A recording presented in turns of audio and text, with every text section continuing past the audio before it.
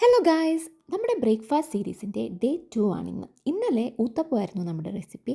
And ഇന്ന് ഞാൻ ഉണ്ടാക്കാൻ പോകുന്നത് എന്താണെന്ന് നിങ്ങൾക്ക് കാണണ്ടേ? പതിവ് പോലെ ബ്രേക്ക് ടൈമിൽ ഞാൻ ഇറങ്ങി. 9:30 നമ്മുടെ ബ്രേക്ക് ടൈം. പേരൻസ് ഒക്കെ വന്നിട്ടുണ്ടായിരുന്നു പിള്ളേരെ കൂട്ടിക്കൊണ്ട് പോകാൻ വേണ്ടിയിട്ട്.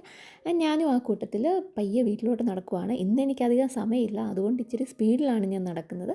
അപ്പം നമ്മുടെ പോണ വഴിയിലുള്ള കാഴ്ചകളാണ് ഇതൊക്കെ. ഇന്നത്തെ ക്ലൈമറ്റ് നോക്കൂ, നല്ല സണ്ണിയാണ്. അറ്റ് ദ സെയിം ടൈം ഇന്നലെ ക്ലൗഡി ആയിരുന്നു. ആൻഡ് സ്കൈ നോക്കൂ, നല്ല ബ്ലൂ കളറിൽ എന്ത് ഭംഗിയാണ് കാണാൻ വേണ്ടിയിട്ട്. അപ്പം നമുക്ക് റെസിപ്പിയിലോട്ട് പോയാലോ? ഇന്നത്തെ സ്പെഷ്യൽ ടൊമാറ്റോ ചട്നിയും പേപ്പർ ദോശയാണ്. നമുക്ക് ഇന്നധികം ടൈമില്ല, അതുകൊണ്ട് തന്നെ 2 ഐറ്റവും പെട്ടെന്ന് ഉണ്ടാക്കിയെടുക്കണം. വന്ന പാടെ ഞാൻ ടൊമാറ്റോ ചട്നിക്കുള്ള ഐറ്റംസ് എല്ലാം കട്ട് ചെയ്ത് വെച്ചു.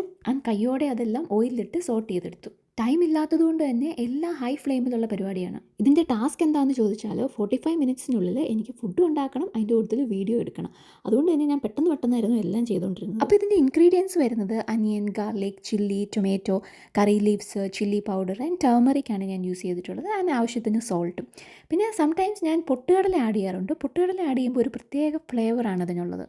ആൻഡ് ഇത് 2 ദിവസം മുന്നത്തെ നല്ല മുളകിട്ട മീൻ കറിയാണ്. ഇപ്പോൾ ഇതിൻ്റെ പുളിയൊക്കെ ഇറങ്ങി, എരിവൊക്കെ ഇറങ്ങി, നല്ല ഭയങ്കര ടേസ്റ്റാണ്. ഇതിനൊരു രക്ഷയില്ല ഇതിന്. അത് ഞാനവിടെ മാറ്റി വെച്ചു. ആ ബർണറിൽ നമുക്ക് ദോശ ഉണ്ടാക്കാം. പാൻ ചൂടായി വരുന്ന ടൈമിനുള്ളിൽ ഞാൻ ബാക്കിയുള്ള ഇൻഗ്രീഡിയൻസും കൂടി ആഡ് ചെയ്തു. ടൊമാറ്റോ ചട്നിക്കുള്ളത് ടൊമാറ്റോ ഒന്ന് അവിഞ്ഞ് കിട്ടണമായിരുന്നു, അതുകൊണ്ട് തന്നെ അത് കുറച്ച് നേരം ഞാൻ സോട്ട് ചെയ്ത് വേവാൻ വേണ്ടിയിട്ട് അടച്ചു വെച്ചു. കറി ലീവ്സ് ഞാൻ ആഡാക്കാൻ മറന്നുപോയായിരുന്നു, പിന്നെ അതും കൂടി ആഡ് ചെയ്ത് കുറച്ച് നേരം വേവാൻ വേണ്ടിയിട്ട് വെച്ചു.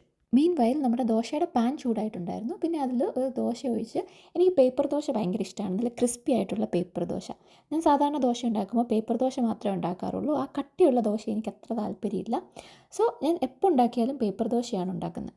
അതും പേപ്പർ ദോശ എന്ന് പറഞ്ഞാൽ നല്ല ക്രിസ്പി ആയിട്ടുള്ള പേപ്പർ ദോശ, ഇങ്ങനെ പിടിച്ചാൽ ഒടിഞ്ഞു പോകണം.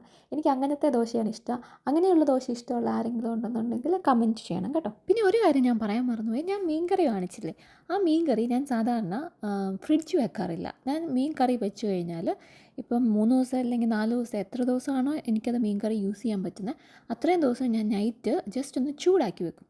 അങ്ങനെ ചൂടാക്കി വെക്കുമ്പോൾ അതിൻ്റെ അകത്ത് എന്തെങ്കിലും ബാക്ടീരിയാസോ അങ്ങനെ എന്തെങ്കിലും ഉണ്ടെന്നുണ്ടെങ്കിൽ അതങ്ങ് ചത്തു വെക്കുള്ളൂ. And mean curry ചീത്തയാവത്തില്ല. സോ ആ ഒരു ടെക്നിക്ക് യൂസ് ചെയ്താണ്. ആൻഡ് ഞാൻ അനിയൻ യൂസ് ചെയ്യാറില്ല മീൻ കറിക്കകത്ത്. ആ ഒരു റീസൺ ഉള്ളത് കൊണ്ടും മീൻ കറി ഒരിക്കലും ചീത്തയായി പോവുകയില്ല. അതുകൊണ്ട് എത്ര ദിവസം വേണമെങ്കിലും എനിക്ക് ആ മീൻ കറി അങ്ങനെ ഇരുന്ന് പോകാൻ, ഇത് ഓരോ ദിവസം കഴിയും തോറും അതിൻ്റെ ടേസ്റ്റ് കൂടി വരും. അങ്ങനെ നമ്മുടെ തക്കാളി ചട്നിയൊക്കെ ഓൾമോസ്റ്റ് റെഡി ആയിട്ടുണ്ട്. അതൊന്ന് ആ ഒരു വെള്ളമൊക്കെ ഒന്ന് വലിഞ്ഞ് ഒന്ന് നല്ലൊരു സോഫ്റ്റായി ഡ്രൈ ആയിട്ട് വരാൻ വേണ്ടിയിട്ടാണ് ഞാൻ വെയിറ്റ് ചെയ്തത്. ആ ഒരു പാകമായിട്ടുണ്ട്.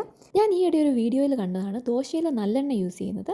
ആൻഡ് എനിക്കതൊന്ന് ട്രൈ ചെയ്താൽ കൊള്ളാമെന്നുണ്ടായിരുന്നു. ഞാൻ ഇന്നത്തെ ദോശയിൽ ഞാൻ ആ നല്ലെണ്ണ ഒന്ന് ട്രൈ ചെയ്ത് നോക്കി. ആൻഡ് കുഴപ്പമില്ലായിരുന്നു, നല്ല ടേസ്റ്റ് ഉണ്ടായിരുന്നു.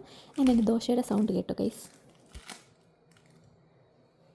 തക്കാളി ചട്നി റെഡിയാണ്. മിക്സിയിൽ നന്നായിട്ട് ഗ്രൈൻഡ് ചെയ്തെടുത്തതാണ്. ആൻഡ് നമുക്കിനി ഈ രണ്ടും കൂടി ഒന്ന് ടേസ്റ്റ് ചെയ്ത് നോക്കാം. ഞാൻ ഉണ്ടാക്കിയതുകൊണ്ട് പറയല്ല ഗൈസ്, നല്ല ടേസ്റ്റ് ഉണ്ടായിരുന്നു. തക്കാളി ചട്നിക്ക് അസാധ്യ ടേസ്റ്റ്.